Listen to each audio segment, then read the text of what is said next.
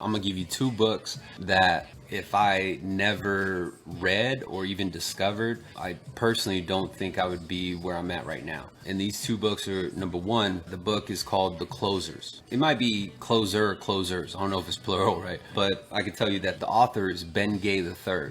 You can't forget that name, man. Ben Gay, like literally Ben Gay. And the reason why that book helped me was because it trained you sales in a storytelling type environment. So in other words, Ben Gay wasn't saying like, hey, this is my background and this is what you should do. What he did was he made a story out of it. So a story, I believe it was timeshares, and it was a story about some young person coming in and he couldn't sell. But what he did was he learned lessons from people who could sell, right? So that's a tip in itself, is to find a mentor. You need to find someone who is already doing what it is you're trying to do. Here's the thing, is that The Closer, that was my very first sales book.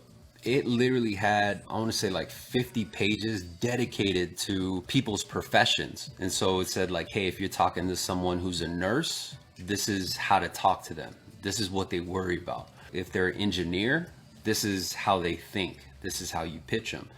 And that blew my mind, right? Because it really broke it down to almost like a science. So it wasn't how good your tonality was. It wasn't about your script. It was about how you understood how they interpreted information. Because all of us, what we do is we interpret information. So when you interpret it, there's a specific way you interpret it. You're not going to interpret it like a nurse or engineer. You're going to interpret it like a salesperson. You get it? And so that opened my eyes to that. But that book is super valuable. Number two is, it was a book written from Napoleon Hill. And it's a book that doesn't get as much recognition, shine, or shout out, or fucking publicity. It never reached its, it's not getting what it deserves. You know what I mean? Like, it's got fire in it, but everyone slept on it. And so the book is called How to Sell Your Way Through Life. I mean, the fucking title says it. And so the reason why this is important is because it teaches you the importance of sales. But my takeaway was that it educated me to understand that sales was a form of communication. It was how you communicated. It wasn't strong arm tactics. It wasn't necessarily a script. It wasn't anything about price or fees. It was all about how it's a form of communication, and the only way you can really sell something is if you personally would buy it.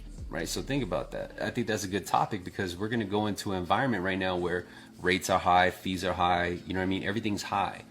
And the importance of first selling yourself on it before you try to sell anyone else on it is fucking fundamental. Like, it's worth more than gold.